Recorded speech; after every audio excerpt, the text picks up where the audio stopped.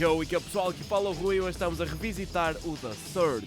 Isto é um Souls-like futurista lançado em 2017, onde a sociedade é incrivelmente avançada tecnologicamente, mas sem olhar a medidas, poluímos o planeta, destruímos a atmosfera e esgotamos os recursos naturais. Esta relação humana com o planeta Terra levou a tal estado de decadência onde a vida tornou-se incrivelmente difícil de suportar, desmoronando lentamente a civilização humana como nós a conhecemos. No entanto, há uma empresa que está a tentar consertar isto tudo, a Creo. Liderada por Jonah Guttenberg, eles estão a tentar consertar a atmosfera do planeta na tentativa de reverter o dano e fazer o planeta voltar à normalidade. Mas será que é tão simples assim? Não sei, vamos descobrir. A nossa personagem neste jogo é o Warren, e ele está numa cadeira de rodas. Mas não há problema porque a Creo tem exoesqueletos que, para além de aumentarem as tuas capacidades físicas, também, no caso dele, deixariam-no andar outra vez. E essa vai ser a tua primeira escolha neste jogo. Há dois modelos iniciais de exoesqueleto, o Rhino, que é basicamente um tanque, e já a Lynx, é uma versão mais rápida, mais móvel, e foi esta que eu escolhi. Mas agora, quanto é que esta escolha vai de facto afetar o teu playthrough? É completamente indiferente. A base do exoesqueleto é igual para toda a gente, por isso temos de primeiro passar pelo processo de instalação, onde tudo corre às mil maravilhas, os sedativos funcionam perfeitamente bem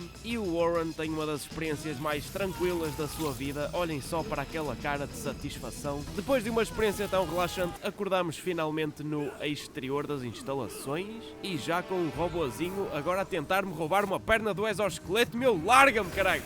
Yo! Mano, vou já mandar um e-mail aos recursos humanos, meu, que é isto? Isto é a nossa primeira experiência de combate. Eles apresentam-te alguns inimigos bastante simples, só para tu lhes bateres um bocadinho, e os sons, as animações e o impacto dos ataques é bastante bom. Não sei se já repararam, no entanto, mas os inimigos aqui não têm uma barra de vida em cima da cabeça deles. No entanto, isto tem tudo a ver com o sistema de implantes deste jogo, e o primeiro que vamos encontrar é este, o Medical Audit, que permite exatamente deixar-te ver a barra de vida dos inimigos. Os implantes podem ser instalados a partir de qualquer medbay, que são essencialmente as tuas bonfires neste jogo. No entanto, depois de aceder à medbay, ela diz-me que o meu power core tem uma falha e que preciso de arranjar outro novo. Incrível, não, é isso que se quer. Acabei de instalar isto, já está a dar problemas. Com um power core defeituoso, tu não podes dar level up ao teu exosuit, que depois desbloqueia mais ranhuras para implantes, mas mesmo assim nós já começamos o jogo com 4 slots. Por isso já dá para instalar algumas coisinhas, como por exemplo o implante que te deixa ver a barra de vida dos inimigos e até um sensor que detecta itens próximos.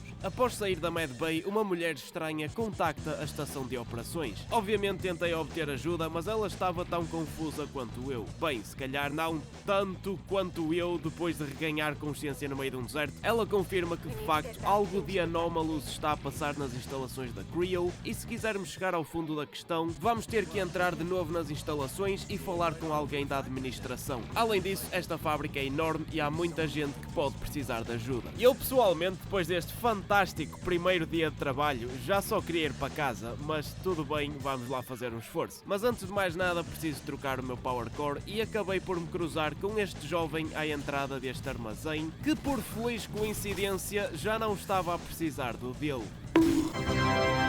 Depois de instalar o novo Power Core, podemos agora dar level up ao exosuit. Subir de nível neste jogo não tem nenhum efeito direto na tua personagem, mas aumenta o teu Core Power, que é basicamente a energia disponível que tu tens no teu exosuit, e ambas as armaduras, assim como os implantes, gastam energia, e por isso quanto mais tu tiveres, mais coisas tu consegues meter na tua personagem. Outra coisa que também temos agora ao nosso dispor é ali aquela barrinha azul que enche conforme tu acertas em inimigos, e quando ela passa a marca do serrote, tu ganhas permissão para livrar qualquer inimigo de qualquer parte do corpo dele que o esteja a incomodar, e depois usas as partes que cortaste do exoesqueleto dele para dar upgrade às tuas partes. E basicamente isto é o sistema principal do The Surge. Tipo, isto é o que faz o The Surge ser o The Surge. Neste jogo, quando dás lock ou não inimigo, tu podes depois selecionar uma parte do corpo dele com o analógico direito. As partes douradas têm peças de equipamento e as partes azuis não têm nada, por isso tu vais fazer mais dano a atacar essas partes porque não têm armadura. No entanto, se atacares uma peça de equipamento e depois conseguires cortá-la, vais receber recursos para dar upgrade a outras peças de equipamento do mesmo tipo. Se isto estiver a parecer complicado, não é, ok? É só tipo, se quiseres dar upgrade à tua armadura de cabeça,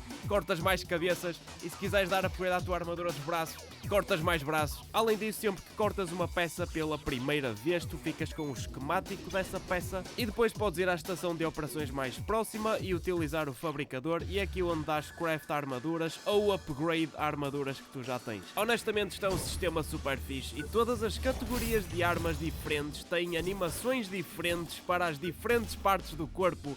Por isso há muitas animações e são espetaculares. Mas anyway, em relação à área em que nos encontramos agora, isto é provavelmente a minha área preferida do jogo inteiro. Isto é basicamente uma sucata gigante e é para aqui onde a Creo deita tudo aquilo para o qual já não tem necessidade. Pessoalmente acho que eles fizeram um ótimo trabalho no departamento visual a criar um ambiente degradado e esquecido, mas ao mesmo tempo bonito, e isto é uma área visualmente atraente. Além disso, também tem túneis subterrâneos onde tu precisas de utilizar as luzes do teu exosuit se quiseres ver alguma coisa à frente, e é também aqui onde encontramos este fantástico senhor que por alguma razão tem a sua própria música de combate, o que intimida um bocado ao início, mas ele é um inimigo perfeitamente normal, e depois de lhe darmos uma coça podemos restaurar a energia a este sítio. No entanto, isso faz com que o sistema se aperceba que toda a fábrica está em quarentena e ativa também as medidas de segurança. Security systems are now active. E segurança, posso dizer que é algo que eles levam bastante a sério aqui, chegando a utilizar robôs gigantes para persuadir aqueles que possam andar um pouco mais distraídos a tomar decisões mais conscientes. No entanto, esta coisa já só está semi-funcional, a arma principal dela explode quando ela tenta utilizar, o que aumenta as nossas chances de sobreviver a este encontro em pelo menos 4,7%. Sempre que tu atacas o robô, aquela barrinha laranja por baixo da vida começa a encher e eu assumi que isso era uma espécie de barra de postura, a estilo Sekiro, mas não é. Quando eu finalmente enchi a barrinha por completo, achei que ia ter uma chance de depois atacar a vida diretamente, mas em vez disso, este gajo começa a disparar mísseis. Por isso tu não queres fazer isso. Ele tem este ataque onde começa a bater com os pés no chão e quando ele tem um pé no ar, tu podes lhe bater no pé de apoio para o fazer cair. A partir daí podes fazer dano direto no cockpit, mas o cockpit tem 3 secções diferenciadas onde precisas de acertar. E essa parte confundiu-me bastante no início, porque eventualmente eu deitei-o outra vez ao chão e depois tentei atacar e simplesmente não estava a acertar nem estava a fazer dano e eu não estava a perceber porquê, mas era porque estas partes já estavam destruídas e tinha que atacar o outro lado. Anyway, o boss em si é fácil, mas ele tem algumas mecânicas que no início podem criar alguma confusão. Depois de o derrotar, recebi a PAX Imperator V2, que é outro sistema deste jogo. Tu sempre que matas um boss vais receber uma arma dele, mas se o matares de uma maneira específica, vais receber uma versão melhorada dessa arma. No caso aqui do nosso amigo Pax, essa versão específica é precisamente fazer o que eu fiz, deitá-lo ao chão, batendo-lhe na perna e depois atacando o cockpit. No entanto, eu também ouvi dizer que tu podes te esconder debaixo do robô quando ele dispara os mísseis, o que vai fazer com que eles acertem nele próprio, mas se o matares assim não recebes a arma V2. De qualquer das maneiras, depois de matares o boss, podes saltar para o comboio e ir para a próxima área. No entanto, eu ainda queria ver se me faltava alguma coisa aqui e de facto encontrei este espaço atrás de uns arbustos com um robô gigante que eu nunca tinha visto à frente, e ainda no tópico de coisas que eu nunca vi à frente, também me apareceu um astronauta do futuro e estourou-me os dentes todos. Não foi fácil, mas eventualmente consegui destruir esta coisa sem atrair a atenção do astronauta. O robô não dá respawn e infelizmente este gajo também não, porque ele tem uma armadura e uma arma única, mas eu não consegui cortar nada dele. Aliás, esse gajo faz parte de um DLC, o Cutting Edge Pack, e a maneira como este jogo faz DLCs é interessante. Em vez de simplesmente darem as peças de equipamento, eles criam um inimigo novo com esse equipamento e tu depois tens de cortar as peças desse inimigo novo. Por um lado até é uma cena fixe, mas ao mesmo tempo também quer dizer que se tu jogares o jogo com os DLCs já todos instalados, ele é efetivamente mais difícil porque tens uma maior densidade de inimigos. No entanto, também ficas com uma maior densidade de armas, armaduras e pessoas para desmembrar, por isso quem sou eu para me queixar? Anyway, já explorámos esta área toda, por isso bora lá para o próximo nível. Chegando agora a Central Production B, a primeira coisa que vocês provavelmente vão reparar é que o aspecto visual deste nível é completamente diferente do primeiro. Antes de mais nada, nós vamos registar-nos aqui neste terminal e receber o nosso próprio drone. Este teu novo amigo vai ser basicamente um passo extra para abrir certas portas, Mas como isto é um jogo sci-fi, teres um dronezito contigo, tipo, pá, até uma cena fixe. Ele também tem algumas funções que podes usar durante o combate, mas a eficácia dele não é nada por aí além. Além disso, o drone não é capaz de desmembrar inimigos, por isso se matares alguém com ele não vais ficar com recursos para dar upgrade ao teu equipamento. E mais para a frente, durante uma boss fight, descobri também que certos ataques dele podem dar friendly fire, literalmente neste caso. Por isso, quando não é preciso abrir uma porta, eu geralmente só deixo o drone quietinho no sítio dele. Eventualmente encontramos a estação de operações deste sítio, onde falamos novamente com a Sally. Ela diz-nos que está presa alguns na fábrica, blá blá blá, e também que consegue detectar alguns sinais de vida nesta área sem serem os nossos. We have to do something. Saí para explorar e encontrei estes dois senhores que são membros da segurança da Creo. No entanto, eu não me sinto propriamente seguro neste momento. Não digo isto apenas pelo tamanho incrível dos seus bastões, mas também porque é suposto estas pessoas te protegerem. No entanto, toda a gente parece nos querer matar. No entanto, estes dois inimigos não vão dar respawn para já, e eles têm peças de equipamento que são de um nível mais alto do que o resto dos inimigos desta área. Por isso, se conseguires cortar alguma coisa deles, vais ficar com o esquemático dessa peça que te permite depois craftá-la, ou podes só pegar nos recursos e dar upgrade às peças que tu já tens. Regra geral, eu ataco sempre o braço direito quando vejo um inimigo novo, porque se o conseguires cortar, também ficas com a arma deles. E ainda bem que o fiz, porque mais à frente vais encontrar este NPC, a Irina. You can fuck right off! Ela também não faz a mínima ideia do que é que se está a passar e de momento está apenas focada em sobreviver. Ela pergunta-nos se temos alguma arma de jeito e eu a este ponto tinha o MG Negotiator dos guardas e foi isso que eu lhe dei. It's nice to know chivalry isn't dead. E por falar em NPCs, esta área tem mais dois. Um que tu vais encontrar preso dentro de uma sala, mas depois de tu destrancares a porta por fora, podes entrar, falar com ele e ele vai para a estação de operações. E ainda outro que tu vais encontrar completamente imobilizado porque o exosuit dele ficou sem energia e naturalmente nós damos-lhe uma ajudinha. Been sitting here so long my ass is numb. E depois eles aparecem os dois na tua estação de operações. Um destes NPCs tem uma quest para ti, mas eu esqueci-me completamente dele. No que toca ao nível em si, a Central Production B é provavelmente o maior nível deste jogo, mas ela foi seccionada em duas partes, sendo esta a primeira e depois a segunda desbloqueada através da progressão, mas é também aqui onde tu provavelmente vais começar a perder um bocado no mapa deste jogo. Os mapas do The Surge não são gigantes, mas a questão é que existe um monte de salas, de túneis, de corredores, que por vezes consegue criar tanta interconectividade mesmo entre várias áreas diferentes do mapa, que é bem capaz de vos pôr a andar em círculos até vocês perceberem para onde é suposto irem. No entanto, estes mapas são bastante detalhados e vale a pena passear por eles para descobrir coisas como pessoas a venerar uma máquina de bebidas, e há uma razão para isso.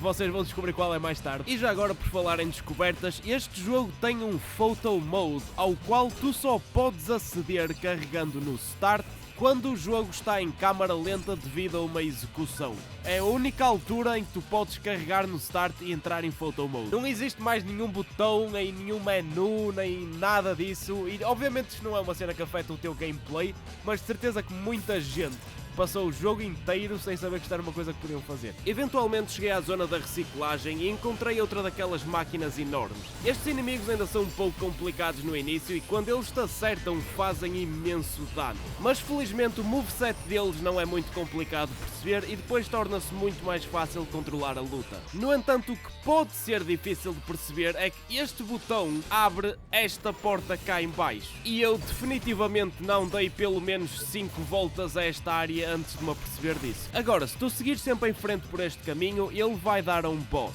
No entanto, os inimigos que habitam estes corredores têm equipamento que é provavelmente um nível acima do que tu tens agora. Por isso podes aproveitar para farmar um pouco aqui. Além disso, o set que eles estão a usar dá bastante jeito. Eu acho que não cheguei a mencionar isto antes, mas este jogo tem uma mecânica de bónus de set que faz com que tu recebas um bónus passivo sempre que equipas todas as peças do mesmo conjunto de armadura. No caso do set Liquidator, esse bónus é tornar-te imune a veneno. Estás a ver este líquido estranho no chão?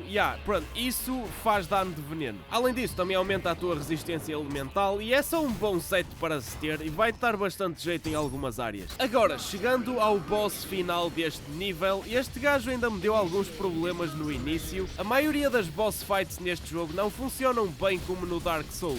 Eu sei que parece que eu só me estou a desviar e depois atacar quando tiver oportunidade, mas não é bem assim. Contra o primeiro boss, tu tinhas que lhe atacar a perna e depois ele caía e não sei o quê, e era assim que o derrotavas, e este agora não é muito diferente.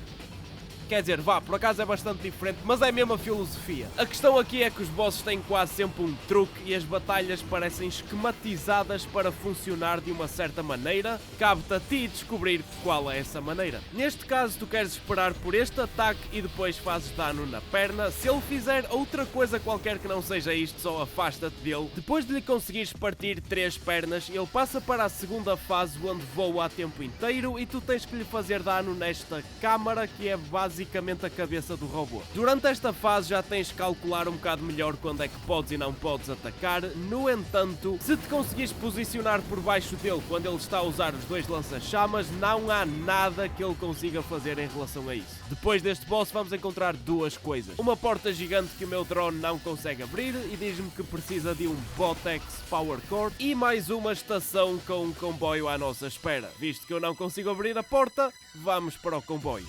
Resolve Biolabs. Esta área também é bastante visualmente única e a estação de operações deste sítio está numa absoluta bagunça que não sei o que é que andaram a fazer aqui, mas nós começamos este nível nos esgotos. Mas estes esgotos têm robozinhos e estes robozinhos têm luzes e estas luzes conseguem te detectar se tu lhes passares à frente. Furtividade é opcional, mas no entanto também é bastante mais rápido do que dares uma coça a estes robôs todos. Eventualmente encontramos um elevador que nos leva para o exterior. E eu pessoalmente adorava que este jogo tivesse mais áreas no exterior das instalações porque são as minhas preferidas, mas infelizmente depois desta acabou. Por isso aproveitem enquanto podem. Nesta nova área nós vamos encontrar inimigos a utilizar armaduras novas, armas novas e não, tu não podes utilizar aquele lança-chamas, infelizmente. E também vamos encontrar várias áreas com este líquido venenoso, por isso o Set Liquidator vai dar bastante jeito. Especialmente se quiseres lutar contra esta grandalhona aqui, porque ela está literalmente metida numa poça de veneno.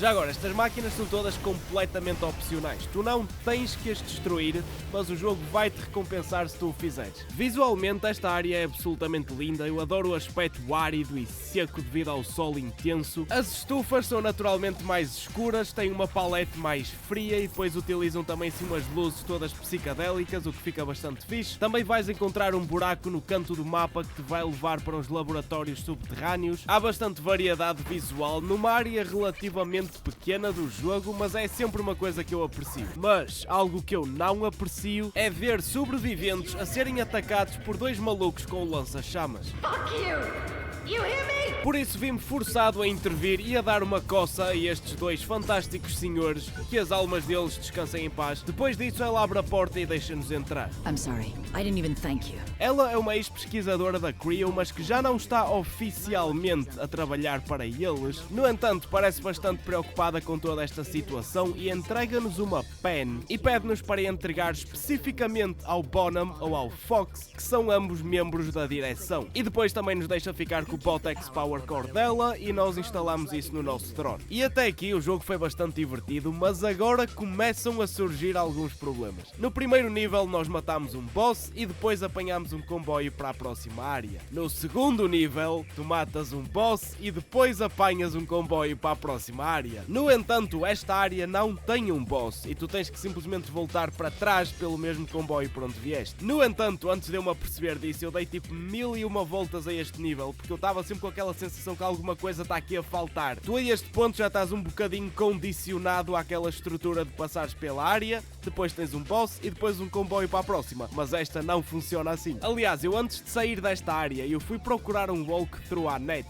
porque simplesmente voltar para trás, tipo isso, não sei, isso parecia-me estúpido, meu, tipo, tem que estar aqui a faltar alguma coisa. Não faltava nada e estava tudo feito, sim senhora, e agora, como temos um drone mais potente, podemos abrir esta porta. E o que é que há do outro lado? Outra destas máquinas enormes. Depois de a destruires vais receber a 5ª e última Shining Gold Coin. E um achievement também se estiveres interessado nessas cenas. O verdadeiro valor destas moedas há de ser revelado mais tarde, mas agora nós vamos ter que percorrer uma área cheia de inimigos, muitos mais do que tu estás habituado a ver ao mesmo tempo no mesmo sítio. Se vocês acham que o sistema de combate do Dark Souls não é bom para lutar contra múltiplos inimigos, o do The Surge é pior. No The Surge, mesmo o teu inimigo mais básico é na mesma uma ameaça. E eles não levam stagger com cada ataque nem nada disso. E por isso quando vês um monte deles juntos, a única coisa sensata a fazer é começar a correr. E quando os players começam a correr por uma área porque só querem sair dali, é porque efetivamente não é uma boa área. Mas tudo bem, é uma área relativamente pequena e depois desbloqueias um shortcut para a Med Bay e podes deixar aquilo tudo para trás. Eu também ouvi dizer que tu podes encontrar um exosuit diferente nesta área, que tem mais slots para implantes, mas eu pessoalmente não o encontrei, porque eu só queria sair dali. E por falar em só querer sair dali, isto é facilmente o pior boss deste jogo e talvez até mesmo de sempre. No início esta cena é enorme e tem um monte de braços e dispara lasers e tu não sabes o que é que se está a passar e tudo bem. Eventualmente vais-te a perceber que se te mantiveres na parte de trás da arena, ela vai fazer quase sempre o mesmo ataque, que vai falhar desde que tu te mantenhas a andar de um lado para o outro, e depois podes destruir os dois braços e entrares para a segunda fase. E aquela segunda fase, se eu não tivesse a fazer um vídeo neste jogo, eu desinstalava-o aqui. Mas anyway, depois de destruires os dois braços, a arena vai expandir e tu podes... Bro, what the f... Mano, não, o jogo não quer. Depois de deixares a animação acabar, podes subir para a próxima área. E mano, estes braços são tipo a pior cena de sempre, meu. Eles têm bué alcance, são bastante rápidos, não fazem muito dano, mas são um monte deles. Mas devido ao alcance e velocidade deles, tu vais comer tipo 4 ataques seguidos de múltiplas direções e vai ser bastante dano. Eu acho que a ideia deste boss é bastante fixe, porque é suposto ser tipo uma linha de montagem, mas a execução não foi a melhor. Eventualmente eu comecei a ignorar os braços e só a correr diretamente para o núcleo, que é onde tu fazes dano, mas no entanto esta coisa também te pode atacar, mas as animações desta coisa são absolutamente péssimas, as hitboxes nem sei porque as animações são péssimas e só isso já faz com que seja difícil o suficiente perceberes o alcance das animações, o que é suposto acertar-te e o que é que não é. Depois tens estes cantinhos na arena onde podes te esconder e a maioria das coisas falham, se bem que os braços ainda conseguem te chegar aqui, mas tudo bem. Eu acho que é suposto destruires os braços para esta boss fight, mas eles também não são propriamente divertidos de se lutar contra. No entanto, o boss também pode eletrificar o chão na zona onde estão os braços, o que é mais uma razão para te manteres perto dela, porque a plataforma dela não pode ser eletrificada, mas depois o núcleo só anda tipo a balançar de um lado para o outro. Mano, eu venci esta boss fight e não faço a mínima ideia do que é que se passou aqui, meu. Se calhar num segundo playthrough com mais algum conhecimento e não sei o que, isto até podia se parecer um bocadinho diferente, mas primeira experiência, bro, apaguem este boss do jogo, meu. Mas isso não vai acontecer e agora, em vez de um comboio, vamos antes apanhar o elevador expresso para a próxima área. Research and Development. Foi nesta área, depois de passar mais de metade do jogo, que eu realmente descobri como é que é suposto os implantes funcionarem. E podem-me chamar burro, tudo bem, é provável que eu seja, mas devido a isto ser um Souls-like,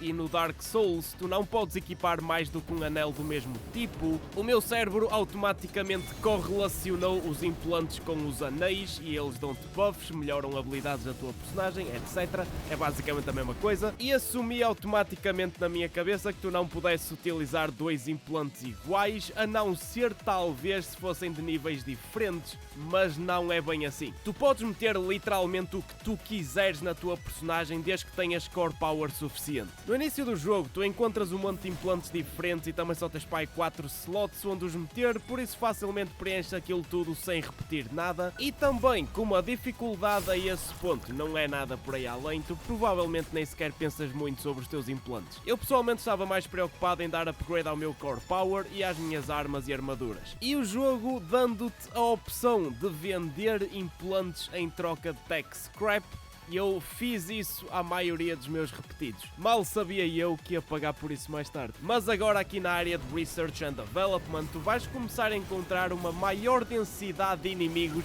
do que a que estás habituado. Mausões com armas de longo alcance também se tornam mais prevalentes e alguns têm até estes drones que fazem escudos, e depois tu tens que destruir o drone antes de lhes poderes atacar a eles, e de forma geral o jogo começa-te a desafiar muito mais. O que também foi o que me fez explorar o sistema de implantes um bocado mais a fundo, porque eu estava a levar uma coça. E tudo bem, tipo, eu não saber que dava para dar stack nos implantes, isso provavelmente é culpa minha, mas mesmo assim há uma falha enorme neste sistema dos implantes. E essa falha são os implantes da vida, porque essa merda não é opcional.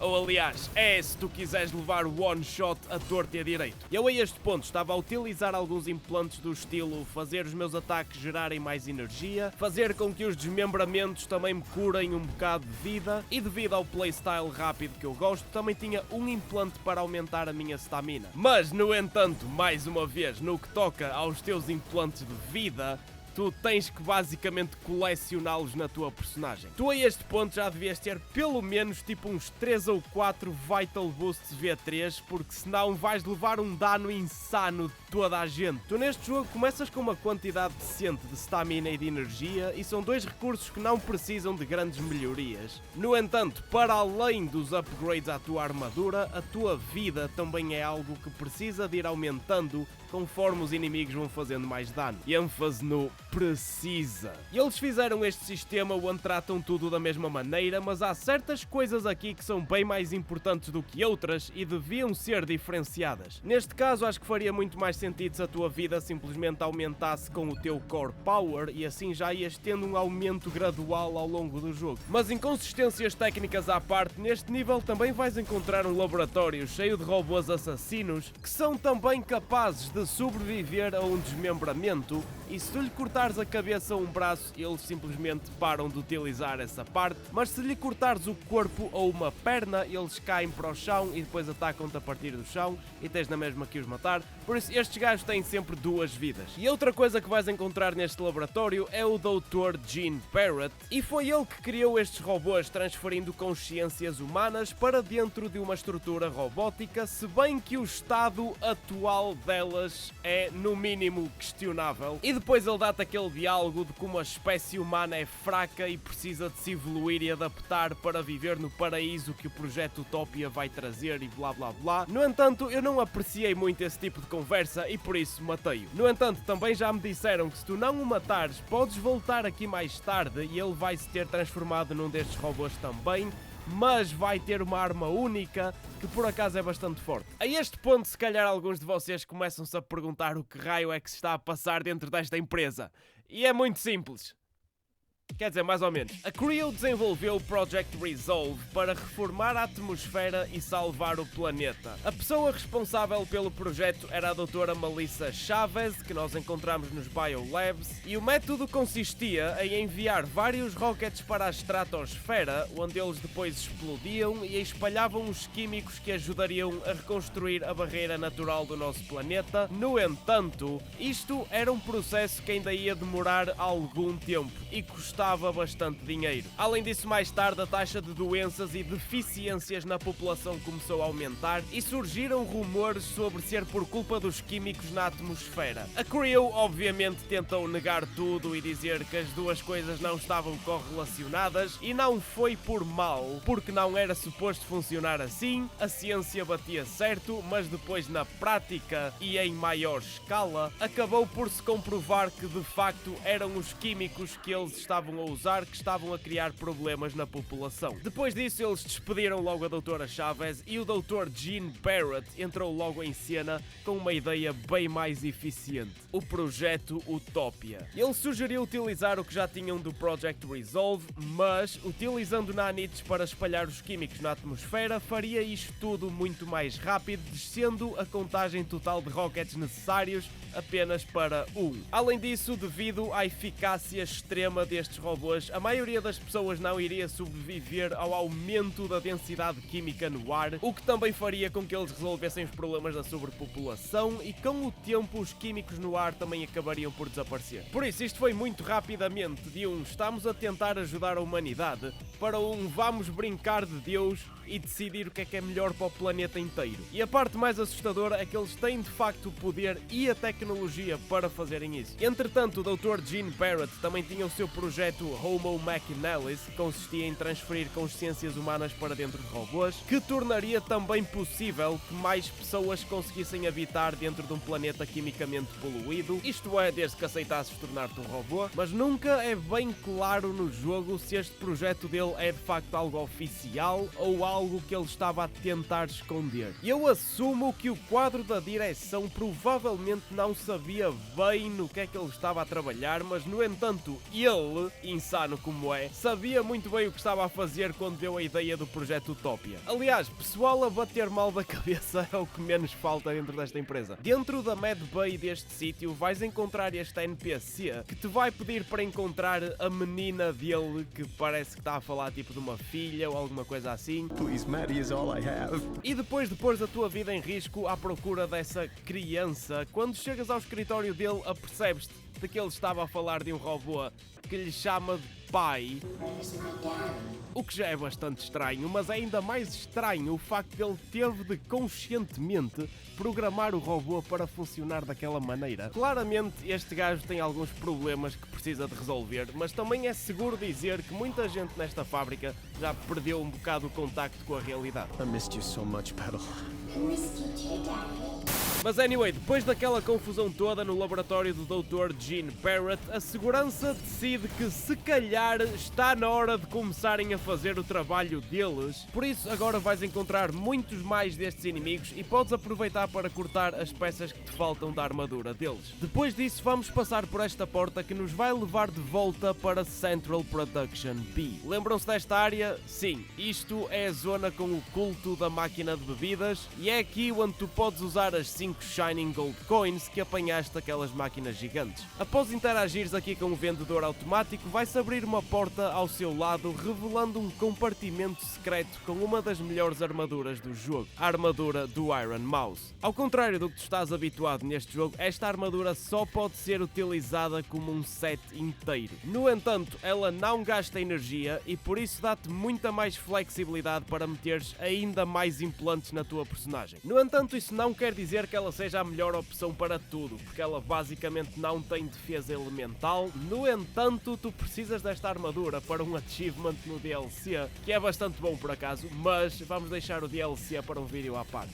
Voltando à Mad Bay, temos outra conversa com a Sally, que mais uma vez continua a insistir para nós irmos falar com a administração. No entanto, Warren a este ponto sente-se um bocado apreensivo depois de tudo o que já viu e aprendeu. Questiona-se até se a administração não saberia já de tudo isto, e até se eles não estariam envolvidos nesta situação de uma maneira ou outra. Já a Sally, no entanto, confia cegamente nos seus superiores e acha que não existe fundamento nenhum para tal hipótese. De qualquer das maneiras, o quadro da administração é algo que tem que ser investigado. Após sairmos da Mad Bay, encontramos-nos mais uma vez com a Irina, mas ela agora pensa que faz parte da segurança da Creo. O diálogo dela é incoerente e o Warren tenta trazê-la de volta a si mesma, mas não é capaz. You're an engineer, remember? You told me this. An engineer?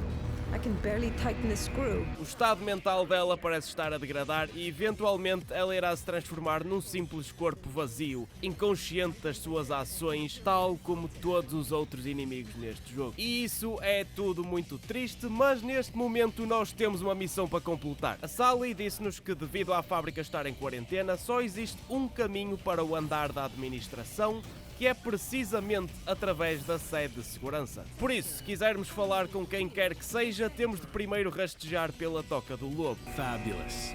Imagine my enthusiasm. Isto é uma área bastante pequena e a segurança a este ponto já não é uma grande ameaça, mas o chefe deles é outra conversa. Quando chegas a esta sala, vais encontrar o Black Cerberus, que é o chefe da segurança, a falar com um grupo dos seus subordinados, e tu podes descer para o andar de baixo imediatamente e lutar contra aquilo tudo. É uma opção, embora pouco recomendável. No entanto, podes também simplesmente esperar que eles se vão embora e depois descer, e aí já só lutas apenas contra o boss. Quer dizer, eu digo apenas contra o boss, mas no entanto esta luta não funciona bem assim. Este gajo tem uma mecânica imensamente divertida, que faz com que ele lute contigo normalmente dentro de um certo intervalo de tempo e depois de se cansar um bocadinho, lembra-se de fazer uma pausa no meio da batalha, puxa de um Kit Kat e vai comer para dentro do seu gabinete. Entretanto, tu depois tens de lutar contra um robô Apex e enquanto o estás a fazer,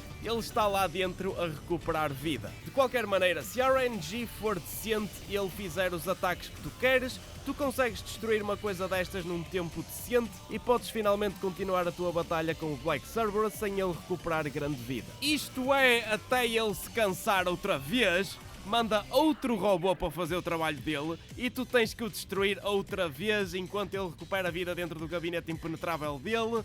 Uau, que boss tão divertido! É bem possível que tu tenhas de matar uns 3 ou 4 packs antes do boss morrer. Mas, no entanto, existe uma maneira de fazer com que os robôs parem de dar respawn. Só precisas de encher a barrinha laranja do primeiro robô e depois usar o seu ataque de mísseis, que funciona de um jeito um pouco diferente desta vez, para destruir estes 2 tanques brancos dentro da arena e se conseguires fazer isso depois podes destruir o PEX e não vai aparecer mais nenhum. No entanto, como é que é suposto tu saberes isso? Não faço a mínima ideia. Eu não acho que isto seja pior do que a Big Sister e esta luta ao menos tem um método para a tornar mais simples, mas dentro do jogo não há nenhuma indicação sobre isto.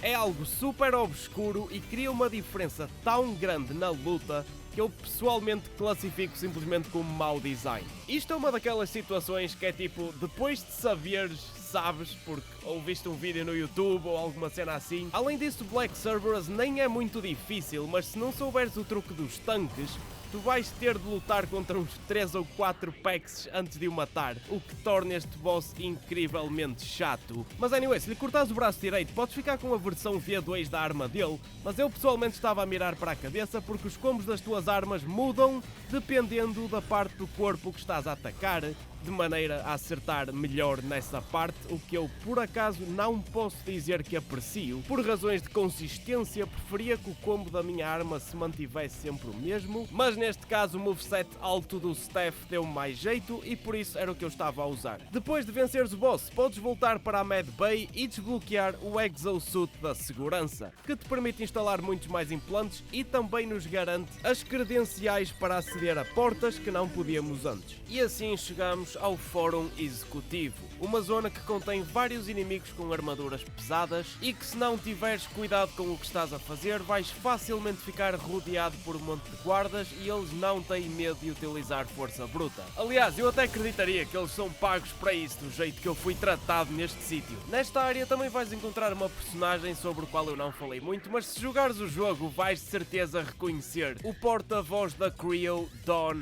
Hackett. Ele aparece em vários televisores espalhados pela empresa a fazer propaganda aos seus produtos e também, quando necessário, controle de dano no que toca à imagem da Creo. A certo ponto ele achou que estaria a fazer o correto, mas com a empresa de ir a mal a pior e com os seus projetos a pôr toda a humanidade em risco, ele lentamente foi perdendo a sua confiança até deixar de se conseguir olhar no espelho. Ninguém disse que dar a cara por uma mega empresa controlada por narcisistas ia ser fácil. Depois, se subires para o escritório do Jonah Gutenberg, que é o CEO da Creo, encontras um audiolog a falar sobre a sua ubris e vaidade e de que após olhar para o problema com mais calma se apercebe de que de facto não haveria maneira fácil de consertar a atmosfera, mas como vocês viram o escritório está vazio e na altura em que isto tudo está a acontecer o Jonah não se encontra nas instalações, o que é bastante conveniente. Mas basicamente toda a gente está a entrar em desespero por causa do projeto Utopia, no entanto é sempre a administração que tem a última palavra. No entanto, quando finalmente conseguimos abrir as portas para a sala da administração, damos-nos de caras com esta cena.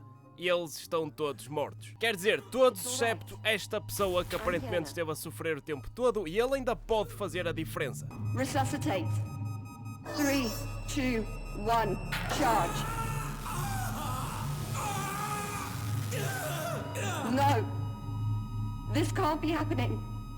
After everything I did. Infelizmente, a Sally não o consegue salvar e depois dele morrer, o voto dele já não conta. Por isso, com todos os votos inseridos até agora, o projeto Utopia recebe luz verde para avançar. Mas calma, ainda não está tudo perdido. Chegando agora ao núcleo, a última área do jogo, onde tu consegues ver o rocket do projeto Utopia ali ao fundo, mas antes de chegarmos lá, tu vais encontrar monstros feitos de nanites. E estes inimigos são bastante fixes pela maneira como eles funcionam. Ao contrário dos inimigos normais, cujas partes do seu corpo ou têm armadura ou não, estas criaturas adaptam-se e elas podem ter uma zona desprotegida, mas quando tu lhe acertas, elas protegem essa zona e agora esse membro já conta como tendo armadura. E por isso tu tens de ir alternando as zonas em que lhe acertas. E neste caso tu queres acertar sempre nas zonas desprotegidas porque simplesmente fazes mais dano. Visto que eles não usam armadura tradicional e o que estás a cortar é simplesmente o corpo deles, eles vão sempre dropar peças de equipamento ou recursos, independentemente se o que tu cortaste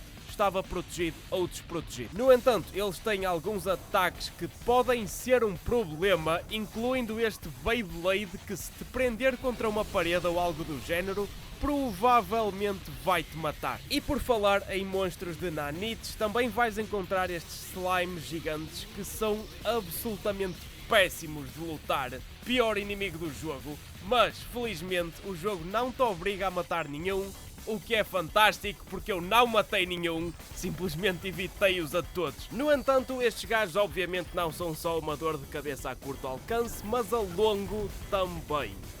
Fica o aviso. Mas agora, no que toca ao pequeno problema da iminente exterminação de essencialmente toda a humanidade, nós temos a pen da doutora Melissa Chavez que nos permite descarregar um vírus para dentro do rocket que vai destruir as nanites do projeto Utopia. Agora, como é que eu sei disso? Porque vi uma opção de interagir num computador e eu adoro carregar em botões. Mas se me perguntares como é que o Warren sabe disso, visto que a doutora Chavez só nos pediu para entregar a pen e não nos explicou nada sobre os seus conteúdos, estás a fazer demasiadas perguntas. O The Surge começa com uma narrativa bastante interessante e dão-lhe bastante seguimento com a Sally e os sobreviventes que encontras pelo caminho, mas no que toca a descobrir o que aconteceu realmente neste sítio, tipo criou o surto de energia, o que é que aconteceu à administração para eles terem morrido durante a votação, de certeza que estas coisas estão ligadas de alguma maneira, mas por mais audiologs que tu apanhes no jogo, não há uma resposta definitiva. Enquanto o Dark Souls tem lore e, vamos ser honestos, ninguém quer saber da história, mas este jogo tem de facto uma história que te tenta contar, mas eles depois ou esqueceram-se dela ou decidiram deixá-la em aberto, o que na minha opinião é algo péssimo num jogo destes, onde a narrativa é algo onde eles envolvem o player ativamente, mas depois deixam-te sem respostas no final. Mesmo a mim, enquanto estava a jogar e a escrever o guião para o vídeo, às vezes surgiam dúvidas sobre o que é que se estava realmente a passar, mas sempre que tu procuras alguma cena na net sobre a história do The Surge, toda a gente tem a sua teoria, mas tipo ninguém sabe exatamente o que é que se passou. Existe uma rapariga neste jogo, a Mallory, nós não nos cruzamos com ela, a não ser que me tenha passado alguma coisa ao lado, mas ela deixa vários audiologs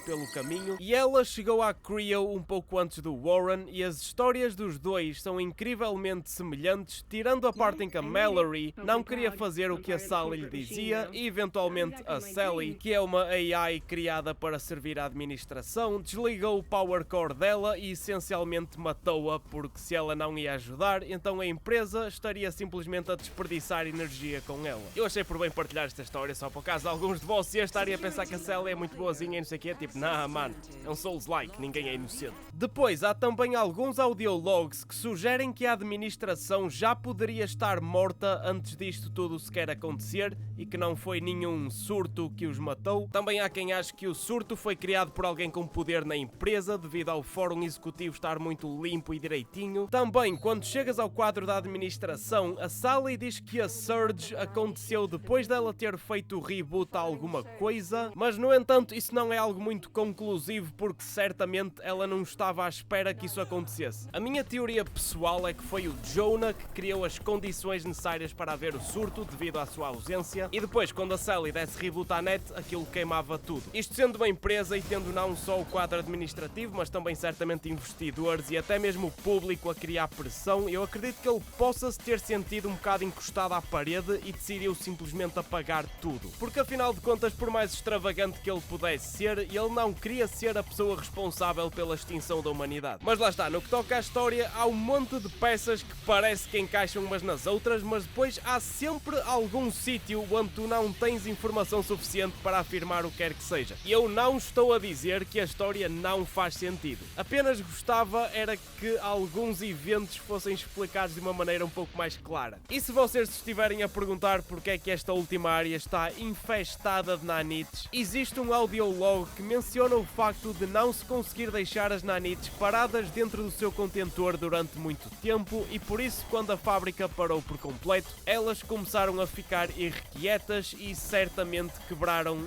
seja lá o que for que a estava a aprender e começaram a multiplicar-se. Eu pessoalmente gosto bastante desta área e do jeito também que os monstros de nanite quebram um bocado o ritmo de combate a que estás habituado. Algo que eu também gosto bastante nesta área é o facto deles terem metido a Mad Bay em cima de um elevador e agora em vez de percorreres o nível à procura de atalhos para a Mad Bay, tu percorres o nível à procura de botões para chamares o elevador e trazeres a Mad Bay para o teu nível, que sim, no fundo vai dar a mesma coisa, mas aprecio a criatividade. Para finalizar, nós descemos para a plataforma à frente do Rocket sem razão nenhuma e isto é algo incrivelmente perigoso de se fazer, mas é aqui que lutas contra o boss final do jogo. Isto é uma criatura feita de nanites que assimilou as memórias e personalidades de todos os trabalhadores afetados pelo surto. E com uma vida inteligente que é, naturalmente procurou uma zona para habitar e se multiplicar. Uma das suas vozes também menciona o facto de terem encontrado o problema na segurança deles quando se refere ao Warren. O que isto quer basicamente dizer é que esta entidade tomou conta da fábrica inteira, ou pelo menos a maior parte,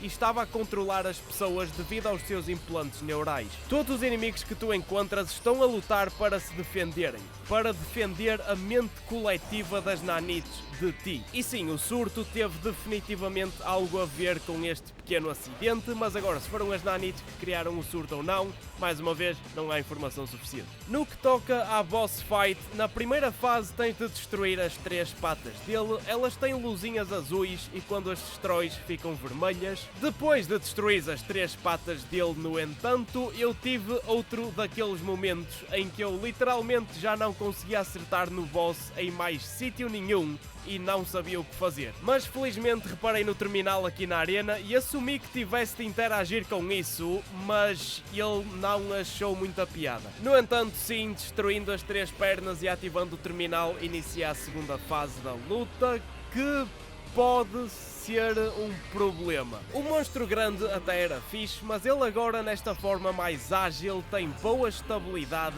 e os ataques dele são bem mais rápidos, o que faz com que seja difícil arranjar uma boa altura para lhe acertar. Além disso, este ataque tem um tracking absolutamente insano que nem sequer faz sentido. Depois adicionas isso a umas hitboxes fantásticas e tens um boss perfeito para enfiar no lixo. A primeira fase não é difícil depois de saberes o que tens de fazer e a segunda é mais chata do que a primeira, mas também não é necessariamente difícil. E há certos módulos do drone que te podem ajudar bastante nesta batalha, mas eu, depois de me queimar uma vez, nunca mais confiei naquela coisa. Mesmo assim, depois de algumas tentativas, finalmente consegui vencer o Rogue Process e no final recebes a Mimetic Edge. Depois disso, vemos a cutscene final, onde o Rocket inicia o seu lançamento e a única razão pelo qual nós estamos tão perto disto é puramente porque os developers acharam que isto dava uma boa área na final e honestamente até que dá. No entanto, se o Warren tivesse simplesmente dado upload do vírus e depois se fosse embora, era exatamente a mesma coisa. O Rocket da Utopia era algo que já estava programado para ser lançado e o boss final é algo completamente inconsequente, mas és obrigado a lutar contra ele para acabar o jogo. Além disso, no final do jogo ainda existe um clipe de áudio que mostra que o Rogue Process ainda está vivo, porque ele é feito de nanites, o que não é fácil de destruir, mas pelo menos está contido dentro das instalações da Creo. Por isso, é assim, este jogo não é exatamente perfeito, mas ele tem bastantes ideias únicas. Por exemplo, uma coisa que eu esqueci-me completamente de mencionar, por isso vou só espetá-la agora aqui no final, é que tu podes saltar por cima ou abaixar